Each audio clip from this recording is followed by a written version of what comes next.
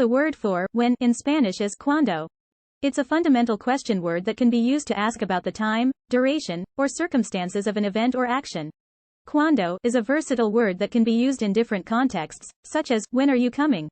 Can be translated as cuando vienes, or, when did it happen? Can be translated as cuando ocurrió?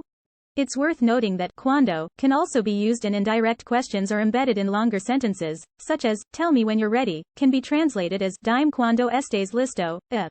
Asking about the time or circumstances of an event is essential for communication, and knowing how to use cuando in Spanish can help you ask questions and understand the responses more effectively. So next time you want to ask when in Spanish, remember to use cuando and adjust the sentence structure accordingly. Hey there, fellow language learners. Are you enjoying this video and finding it helpful? If so, don't forget to hit that subscribe button. By subscribing to our channel, you'll never miss out on our latest language learning videos. Also check out description pages to check out some amazing books which will help you learn Spanish language.